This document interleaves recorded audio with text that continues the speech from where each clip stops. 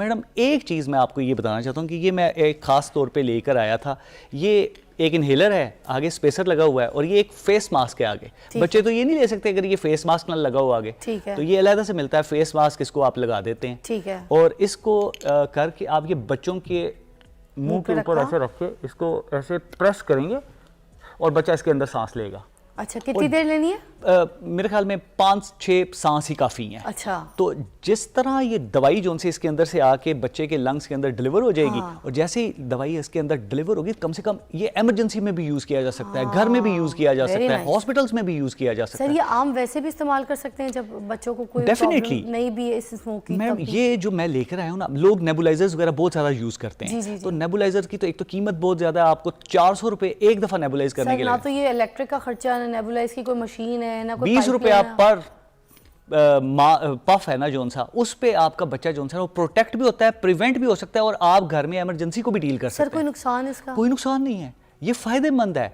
और ये बहुत सारी दवाइयां जोन सी हैं वो खाने से बेहतर है। दवाई तो जाएगी पहले मैदे पे, क्या असर करती है? जैसी देखिए मैडम, जब ये वाले सारे पर्टिकुलेट मैटर्स वगैरह होते हैं, कार्बन होता है, सल्फर डाइऑक्साइड होती है, नाइट्रोजन डाइऑक्साइड, ये गैसेज हैं। ठीक है। और उसके अलावा गंदी गैसेज हैं, बहुत गंदी गैसेज, क्योंकि अगर ये एक तो है गंदी है, दूसरी टॉक्सिक बड़ी है। अच्छा। और ना सिर्फ लंग्स के लिए, दूसरी जिस्म के हिस्सों के लिए बड़ी टॉक्सिक है। हाँ। जब ये आप इनहेल कर लेते हैं अंदर, तो आपकी जो जाहिर है आपके जो लंग्स होते हैं वो बहुत ही डेलिकेट होते हैं, बहुत डेलिकेट स्ट्रक्चर्स है। उसके अंदर म्यूकस की एक लेयर होती है, वो जाके उसको लग जाती है और वहाँ पे इंटेंस किस्म की सोजन जो है ना वो डेवलप हो जाती है। सर, ये जो हल्की सी यहाँ जलन होना, ठीक है, सांस फूलना, ये भी इसी स्मोक की वजह से हो रहा है लोगों को? इसकी वजह से होता है। और वो जब स्मोक अंदर जाता है तो वो एकदम एक रिएक्शनरी जो है लंग की जो लंग्स होते हैं ना वो श्रिंक करते हैं। अच्छा। स्पैज़म में चले जाते हैं, जिसको आप वीजिंग कहते हैं, सीटियाँ बोलती हैं सांस के साथ, खांसी आनी शुरू हो जाती है,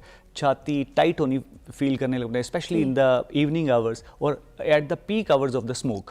अच्छा। तो एक तो ये है। दूसरी बात ये है कि एस्थमास और सीओपीडी जो कुछ पार्टिकल्स होते हैं जो कि सिर्फ नोज में ट्रैप हो जाते हैं। ये सर बता रहे हैं कि स्मोक की वजह से सांस की जो बीमारियां जिस्म में पैदा हो जाती हैं वो कौन कौन सी होती हैं? एक तो उन्होंने एस्थमा भी बताया। एस्थमा जी बहुत इंपॉर्टेंट है। दूसरा सीओपीडी है। सीओपीडी एक ऐसी बीमारी, एस्थमा आप कजन ऑफ सीओपीडी एस्थमा कहते हैं इसे। अच्छा। जैसे जो स्मोकर्स होते हैं ना, हाँ। जो सिगरेट पे फर्ज करें स्मोक बिल्कुल नहीं है, ठीक है, और आप सिगरेट का इस्तेमाल बहुत ज़्यादा कर रहे हैं, शीशा, हुक्का, जिसकी वजह से धुआं अंदर जा रहा है। अच्छा। तो उसकी वजह से परमानेंटली डेवलप्ड एक एस्थमा टाइप कंडीशन हो जाती है जिसको सीओपीडी कहते हैं। और ये रिवर्स नहीं होती, क्योंकि एस्थमा तो रिवर्सिबल है, ये रिड्यूस होता है, नॉर्मलाइज हो जाता है 100% पेशेंट। अच्छा। लेकिन सीओपीडी परमानेंट है और ये सारी जिंदगी साथ रहेगी। अच्छा। और स्मोक की वजह से सीओपीडी डेवलप हो रही है। और अगर एक स्टेप और आगे चला गया ना पेशेंट, इससे लॉन्ग टर्म हो गया, तो ये अल्लाह माफ करे, अल्लाह ना करे किसी को, ये कैंसर्स में कन्वर्ट हो जाता है। तो एस्थमा, सीओपीडी, कैंसर्स, और फिर एक बीमारी होती है जिसमें आपकी जो एयर सैक्स होती हैं लंग्स के अंदर, वो परमानेंटली बड़ी हो जाती हैं, जिसको ब्रोंकिएक्टेसिस कहते हैं, और रेशे की फैक्ट्री लग जाती है। पेशेंट सारा दिन सारी रात खांसता रहता है और खांसी कर करके वो बलगम के इतने बॉल्स जो उनसे ना, आपने देखा होगा पुराने ज़माने में भी इतने एक बॉल रखा होता है, वो खांसी जा रहे हैं और बलगम डाली जा रहे हैं उसके अंदर, और वो सुबह फेंकते हैं, वो गुलदान जो छोटा सा होता है जी, और वो सारे जो उनसे ना ये स्मोक से रिलेटेड पहले भी होगी ये वाली सारी चीज़ें। जैसे आपने जिक्र किया कि क्रॉप्स को बर्न करने की वजह से, लकड़ों का वो जो चूल्हा होता है उसकी वजह से, वो जो फूंक मारते हैं वो चूल्हा जलाने के लिए, उसकी वजह से, वो भी तो एक स्मोक रिलेटेड है। ऑलरेडी पहले से सांस का प्रॉब्लम चल रहा है, एस्थमा चल रहा है, ब्रीदिंग प्रॉब्लम इश्यूज होते हैं जिनको, या मोटापे की वजह से सांस फूलता है जिनको, वो इस लंग्स की वजह से कितना मुतासर हो सकते हैं? बहुत ज़्यादा। ये हाई रिस्क ग्रुप है जिसमें वो वाले लोग जो पहले एस्थमा के पेशेंट्स हैं, क्योंकि asthma is a risk factor for another attack. जिसको एस्थमा है वो रिस्क पे है कि इसको दोबारा एस्थमा होगा, उसको बस एक वो तिली चाहिए, अगर वो लग गई तो एस्थमा का अटैक दोबारा वापस आ जाएगा। जिसमें बच्चे भी हैं, जिसमें ओल्ड एज ग्रुप बड़ा इंपॉर्टेंट है, pregnant women is very very important, क्योंकि प्रेग्नेंट वेमेन एक तो प्रेगनेंसी भी खतरे में होती है बहुत ज़्यादा। ये देखें आप, अगर फ़र्ज़ करें कोई प्रेगनेंसी है तो उसके साथ सिर्फ माँ अगर अफेक्ट हो जाती है और एस्थमा होता है, माँ को सांस नहीं आ रहा, तो उसके खून से जो बच्चे को सांस जा रहा है वो भी नहीं आएगा, वो भी रिड्यूस हो जाएगा। तो अगर ये एक प्रोब है, ये इसको पल्स ऑक्सीमीटर कहते हैं, तो ये अगर आप लगाएं तो इसमें आपको ऑक्सीजन लेवल्स आपके पता चल जाते हैं। और अगर मदर का ऑक्सीजन लेवल 85-80 पे आ रहा है तो बच्चे का तो बहुत ज़्यादा रिड्यूस हो जाएगा, क्योंकि माँ के जरिए तो वो ब्रीदिंग सिस्टम सारा। और वो वाला बच्चा जो अगर फ़र्ज़ करें पैदा होता है तो उस बच्चे को परमानेंट एस्थमा डेवलप हो जाएगा, जो कि अगर कंपेयर किया जाए कि दूसरे बच्चों में जिनके माँ को एस्थमा और बच्चे पैदा होते हैं वो 11 साल की उम्र से पहले ठीक हो जाते हैं। ये जो स्मोक है हमारे लंग्स के लिए कितनी ख़राब होती है, जो बलगम से जम जाता है सीने में। और एक थेरेपी मैंने देखी थी कहीं, जहाँ पर जो है ना आपको झुका के तो खांसी करवाई जाती है, ज़बरदस्ती पीठ पे मारा। What is this all? जो मैंने इसको पोस्टरल ड्रेनेज कहते हैं। अच्छा। तो इसमें होता है कि जब आप स्मोक से एक्सपोज होते हैं ना, तो फिर आपकी जैसे मैंने बताया कि एक फैक्ट्री लग जाती है बलगम की। वो अब आप जब सीधे खड़े हुए होते हैं तो वो फैक्ट्री जो है ना, वो बलगम की जो फैक्ट्री लग जाती है जिस्म के अंदर, लंग्स के अंदर, वो अब नीचे की तरफ है। अब आपने इसको ऐसे करना है कि आप जैसे मिसाल के तौर पर जैसे आप नमाज पढ़ते हैं तो आप सजदे की पोजीशन में चले जाते हैं। ठीक है। तो अब ये कितनी कंप्लीट एक्सरसाइज, उससे पहले तो आप वजू करते हैं, जिस पे नाक कान गले की जो सी बीमारी है, जैसे नाक में पर्टिकुलर मैटर्स हैं वो निकल जाएंगे, गले में आप गरारा करते हैं, कुल्ली करते हैं, वो गले में इरिटेशन वगैरह वो सेटल डाउन कर जाएगी। और जैसे आपने बताया कि बलगम वगैरह कैसे निकलते हैं, वो सजदे की पोजीशन में जाते हैं, तो सजदे की पोजीशन में जाके खांसी वगैरह ऑटोमेटिकली आनी शुरू होती है। वो पूरे का पूरा जो बलगम जो बेसिस ऑफ द लंग्स में मौजूद होता है वो उस कफ के साथ जो है ना एक्सपेक्ट करता है। तो देखिए अल्लाह ने कैसे प्रोटेक्शंस दी, क्या सिस्टम बनाया है, सब कुछ ऑलरेडी है ना। जी बिल्कुल ऐसे ही है। और ये अगर ये ना निकले तो, और ये कफ जो है ये ट्रीटमेंट है जिसमें हम खांसियों के शरबत इस्तेमाल कर करके खांसी को रोकी जाते हैं, वो basically it should not be done, ये नहीं करना चाहिए। कफ को इनकरेज करना चाहिए, और अगर किसी को खांसी नहीं आती खुद खांसी करे और खांसी करके जितनी बलगम निकाल सकते हैं वो निकाल दें। जैसे ये एक बोतल है, अगर ये आप खड़े हुए हैं तो अब ये पूरा बलगम पड़ा हुआ है, तो जब आप सजदे में जाएंगे तो ये ऐसे होगा और सारी की सारी जो है ना बलगम खांसी के जरिए आप मुंह के जरिए बाहर निकाल देंगे। क्या बात है, सो एक्सीलेंट हो गया है ना। अच्छा, कुछ ऐसी एहतियात हमें बता दें जो हम स्पेशली करें।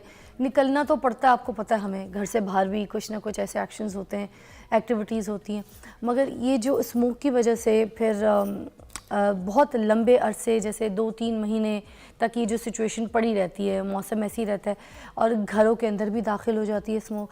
जैसे मेरे ऑफिस का मैं आपको कल बताई थी कि हमारे कुछ कवर्ड एरियाज़ हैं जहाँ पर यहाँ पे स्मोक आ गई थी।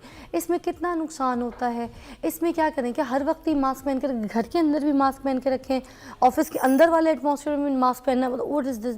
मैडम असल में ना ये सारी चीज़ें जो है ना बहुत ज़्यादा आप प्रैक्टिकली इसको नहीं कर सकते। आप घर के अंदर हैं अगर आप, तो ठीक है, आप अपना जो क्लोज रूम में अगर बैठे हैं तो वो आप उसको क्लोज करके रखें, ताकि अब जो कुछ अमीर लोग हैं वो एयर प्यूरीफायर्स लगा लेते हैं।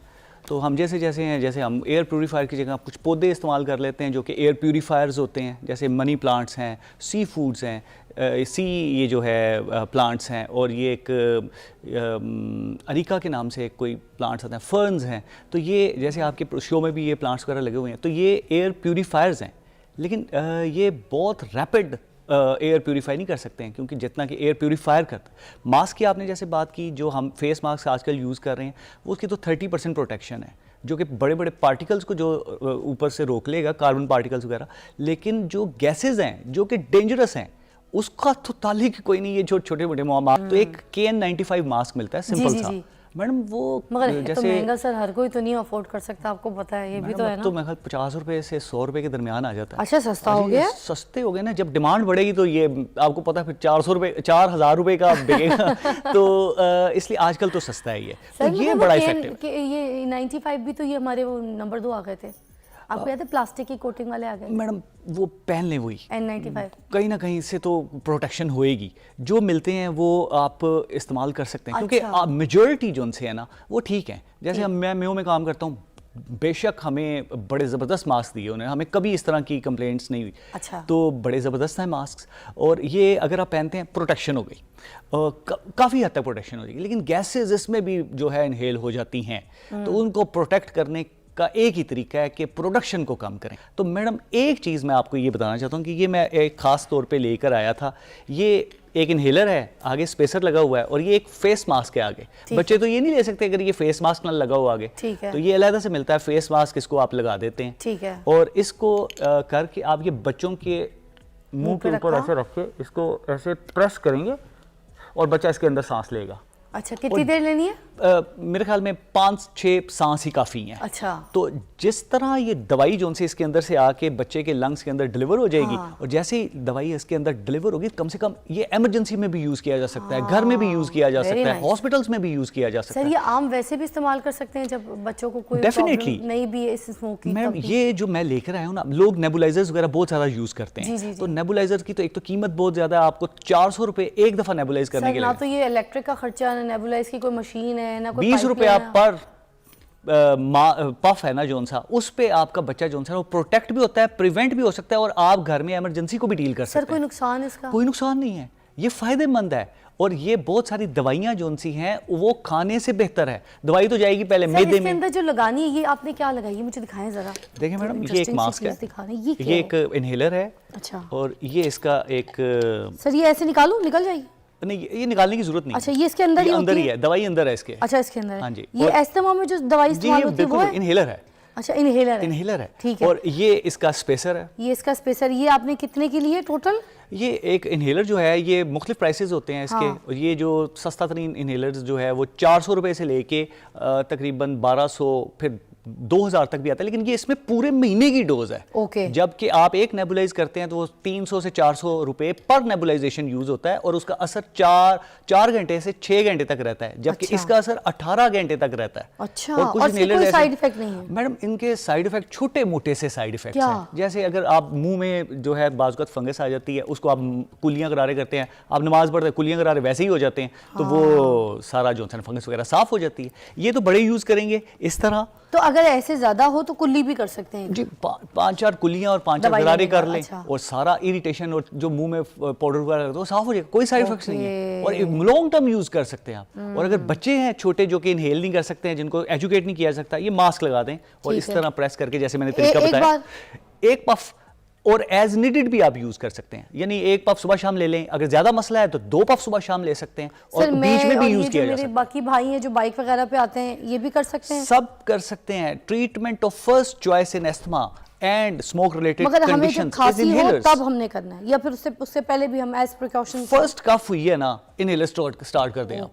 तो आपको डॉक्टर के पास जाने की जरूरत नहीं। फिर तो सबको हो रही है, इसका मतलब है स्मोक में वैसे भी कर लें। सर इसका तरीका दोबारा बता दें, इनके ऊपर कैमरा कीजिएगा जी, देखें। ये एक इनहेलर है और ये एक स्पेसर है, इधर एक ओपनिंग है, इसको स्पेसर को आप इसको अंदर डाल सकते हैं, और ये स्पेसर में आ गया।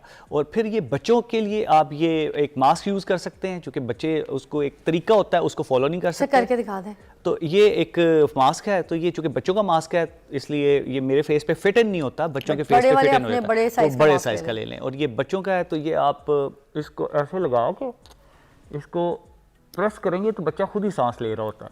तो वो इनहेल कर सकता है इसको। तो ये सारी दुनिया में यूज किया जाता है। और इसी मास्क के साथ 4-5 सेकंड्स जो है वो सांस लेना है। उस 4-5 सांस ले लेगा जब बच्चा, क्योंकि रेस्पिरेटरी रेट काफी, आप इसको इस तरह कर सकते हैं कि आप 5 तक काउंट कर लें, 1 2 3 4 5 उतार लें, उसके 1 मिनट के बाद फिर एक और पफ दे दें, तो ये इट विल रेवोल्यूशनरी चेंजेस लेके आएगा। 2 पफ काफी है? 2 पफ काफी हैं, और अगर जरूरत पड़े तो आप उसको एक्स्ट्रा यूज भी कर सकते हैं। डिपेंड करता है कि आप इनहेलर कौन सा। और अगर ज्यादा सिचुएशन खराब है तो कितने आवरली करना है, कितनी देर के? देखिए, ज्यादा सिचुएशन खराब होने का मतलब है इमरजेंसी। अच्छा, फिर इमरजेंसी है, go to the emergency and consult your doctors.